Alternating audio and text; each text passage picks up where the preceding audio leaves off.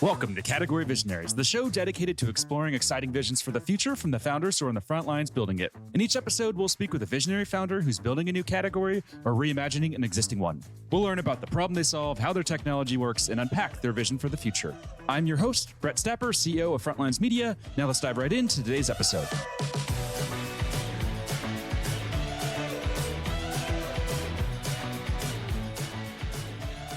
Hey everyone, and thank you for listening. Today I'm speaking with Robert, co-founder and chief product officer of Tensorflight, a property intelligence platform that's raised nearly $7 million in funding. Robert, thanks for chatting with me today. Thank you. Yeah, no problem. So before we begin talking about what you're building, can we just start with a quick summary of who you are and a bit more about your background?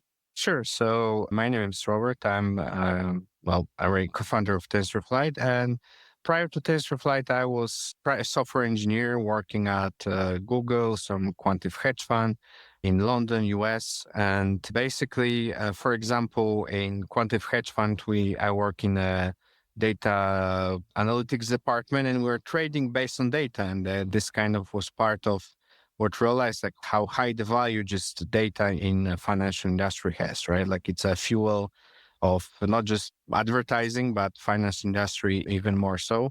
And as software engineer at Google, for example, I work at Google Compare. That was product now it's discontinued, but we were using machine learning to rank insurance quotes. So that was kind of my touch with insurance. And we started Tensorflight. It was 2016, so it's quite a long time right now. I was more working on Tensorflight than actually my rest of my career after finishing studies, right?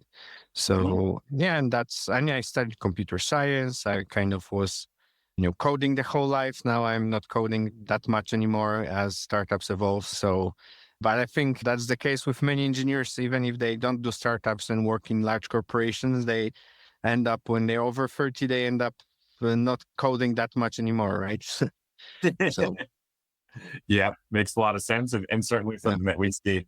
Now, two questions that we like to ask just to better understand what makes you tick as an entrepreneur. So first one, is there a founder that you really admire? And if so, who is it and what do you admire about them? I think probably for me, it would be Larry Page, Sergey Brin, I would say, because it's also that, Google, obviously it's a very successful company, but it's for quite a long time, it kind of stayed to the scientific engineering roots and there were really not as much controversies as with some other large successful startups that were funded today, right? And it's like now a very successful company. So it's, for me, everything was kind of done right technically. There was a very interesting product technically, and the company for quite a long time stayed true to its ethos. So yeah. Nice. Good call out. And what about books? Is there a specific book that's had a major impact on you as an entrepreneur? Yeah, for me, I was thinking about this question. Actually, the book is Underwriting Commercial Property because, right, like you look all of the startups advice and they say you have to really understand your customer, but you should be reading a book about understanding your customer, not the book telling you that you need to understand your customer, right? And for me, that was because, I didn't work insurance prior, maybe Google Compare a little bit counts as insurance, right? But basically that's a book written from the perspective of our large chunk of our users, right? And that was the book that helped me the most, right? In that sense, right? Nice. I can't say that's a book that I've read, but maybe someday if I ever move into this industry, I'll have to give that a read. But no, I like how you phrase that, right? You don't really need to read a book that tells you, hey, you need to go understand your customers. Just go read the book to understand your customers. Yeah, exactly, right? It's like that would be top advice in the book, and the whole chapter that you have to understand your customers. So spend time understanding your customers, not reading that you should be understanding your customers, right? Yeah, it makes a lot of sense. I love that. All right, well, let's switch gears now and let's talk about Tensorflight. So what's the origin story behind the company? So when we started with similar product, but a little bit different from what we do. So when it was 2016, that was actually lots of hype for drones. There were new regulation. There was lots of investing in drones. And we started by analyzing drone imagery to actually our first customer was QB, but on the side of drone analytics, right? So our kind of Series A lead investor and customer QB. We started with drone analytics of some agricultural orchards, different farms, with providing metrics using machine learning, computer vision. But over time, the problem with drones is that just scale is not there, right? If you apply AI, you're kind of making money on scale, not. And the problem with drones is that there are just too few drone flights, too much challenges with drone flights to really make it that computer vision startups would succeed, right? Because that's one of core competencies of our company is computer vision. And then we moved to satellites and also working with insurance, a few other industries. And over time, from a few industries we're working with within satellite analytics, we kind of cut down to just insurance, right? So we started drones insurance. Then from drones, we went up to satellites. And from satellites, we kind of narrowed down to just buildings. And kind of always staying within area of computer vision because that was our specialty as a team. Super interesting. Now, when we look at the competitive landscape, what does that look like? Is it drone companies you're competing with, or is it property inspection? Who are those primary competitors?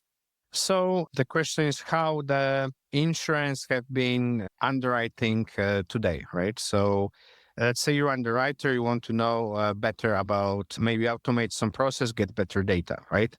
The first area is you would look at things like taxes. So there are a few companies that are really large companies in publicly traded that work with kind of this type of data sets, like CoreLogic, Verisk, and so that's kind of one category. Another one, you can send inspectors, you can make manual inspections yourself, but it's too expensive usually, right? So it's most companies just can afford to inspect a few % of properties they are underwriting, right? And then when you go into area of computer vision, there are similar startup companies to us, like Cape Analytics, BetterView, Arturo Zesti, and we differ within this category by first, we focus more on commercial properties than just residential. We also focus on whole structure, not just roof. So most of our competitors get maybe more detailed at the roof, but do not look at other attributes like construction type about the building or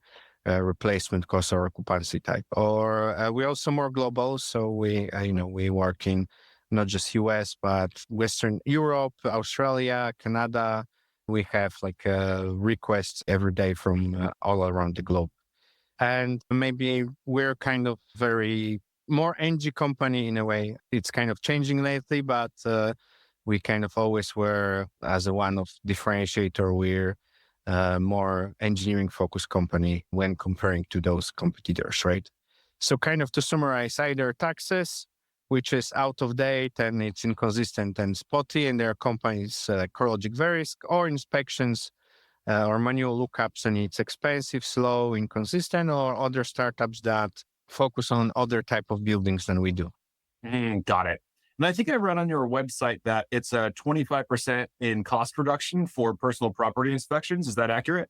Yes, of course. But such metric, it's complicated to calculate, depending how much you're inspecting already, right? So kind of each metrics like this really needs to be calculated per customer and how they're dealing with the problem today, right? So that was from one case study with one client, and that's number that came from this client. And for some clients, it can be lower or better, depending on how they do it already today.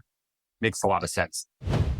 This show is brought to you by Frontlines Media, a podcast production studio that helps B2B founders launch, manage, and grow their own podcast. Now, if you're a founder, you may be thinking, I don't have time to host a podcast. I've got a company to build. Well, that's exactly what we built our service to do. You show up and host, and we handle literally everything else. To set up a call to discuss launching your own podcast, visit frontlines.io/podcast. Now, back to today's episode. Now, talk to me about your journey to finding product market fit, because it sounds like you're there, right? Do you have product market fit today? Yeah, definitely. What was that journey like? Were there any major changes or discoveries or pivots that you had to make along that journey and reaching that product market fit? Yeah, so we started by this journey from drones to satellites to buildings in the beginning, and the product needs. And as soon as we really in 2016 was drones, then late 2017 we already had basically what we're doing in 2017 to now. The problem didn't change by a lot, but there was really the kind of real market fit is maybe last 2 years, and that's really was about nailing the solution because when people think you make buildings, okay, it's simple, just look at the building and tell it this, but they are so many different shapes and sizes, year built standards, which geocoding, or in case of commercial properties you can have multiple buildings per address, multiple addresses per building, so just even figuring out what needs to be insured is a challenge. So was basically 2016 to 17, maybe major pivots. And then over time, it was just refining the solution, integrating different imagery sources, integrating different external data sets to help with geocoding, training models, retraining models over the time, right? Like, so 2017 to 2021, it was working with customers, refining the solution to the level that it can scale automatically. And in terms of the scale and the traction and adoption that you're seeing, are there any numbers that you're okay with sharing that just highlight that growth?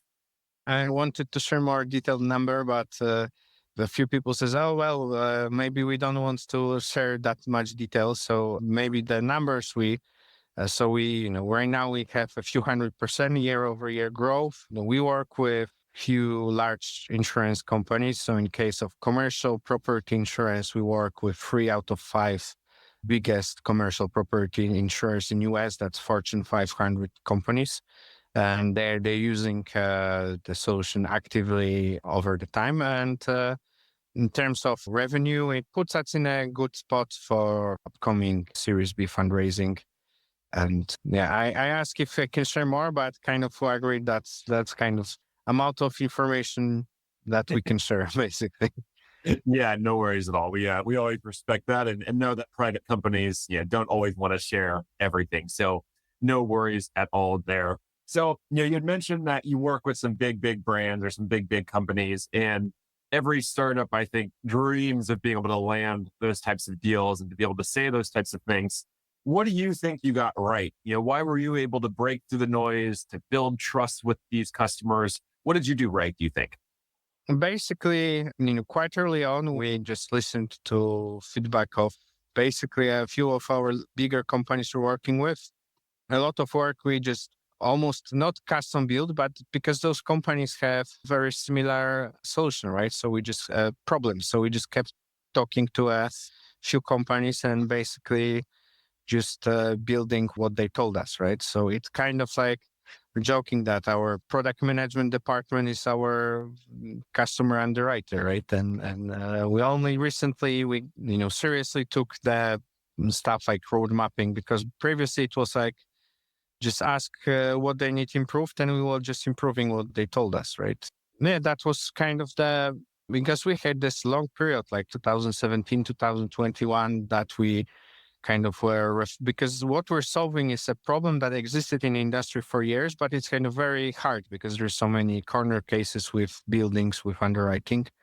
So those companies, we had very lots of interest initially because they say, oh, wow, someone solved it. But maybe 2017, 2018, we didn't. So we never had a hard time of getting interest. Only initially we had to refine the solution.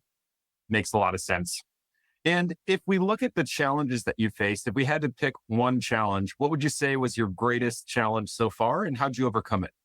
The slow sales cycle in insurance is kind of tends to be a problem that even if you have already working solution, there's clear market fit. It's really like a yearly sales cycle for those larger companies we're working with. And and over time, we just learn how to cut it, right? Like we get some security certificate like ISO 2701 that kind of cuts down on the IT assessment, right? Like we standardize the agreement.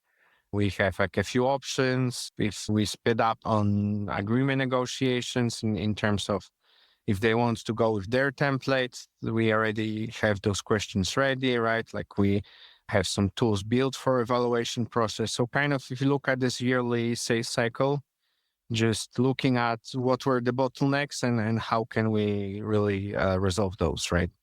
Makes a lot of sense. Now let's zoom out in the future. So let's talk 3-year vision. So 3 years from today, what's the company look like and what's that vision that you're working towards?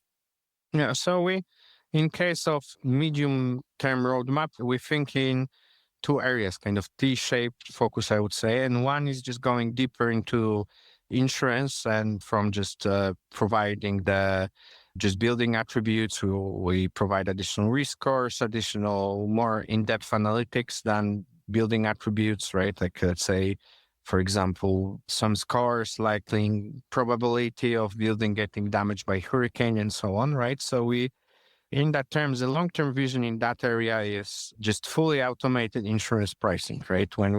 That's kind of a dream for many insurance companies that you can get accurate, accurately priced insurance without manual tweaking, without judging anything by feeling of underwriters.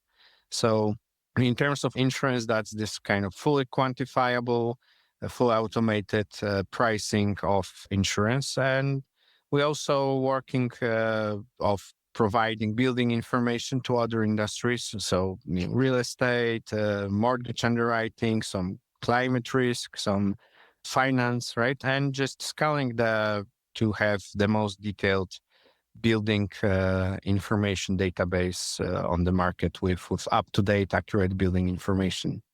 Nice. Love that. Super exciting. Robert, I'd love to keep you on and keep asking you questions and dig deeper into the company and technology, but unfortunately we are up on time, so we'll have to wrap. Before we wrap up here, if people want to follow along with your journey as you continue to build, where's the best place for them to go? The marketing have been amazing on keeping LinkedIn up to date recently. So our LinkedIn is the most active channel right now. We have also other channels, but LinkedIn have been great for us recently. Awesome. Sounds great. We'll definitely have to check that out. Robert, thank you so much for coming on, sharing your story and talking about everything that you're building. This has been a lot of fun and it's been super interesting. And we wish you the best of luck in executing on this vision. Thank you very much. Thank you for your time. No problem. Take care. Keep in touch.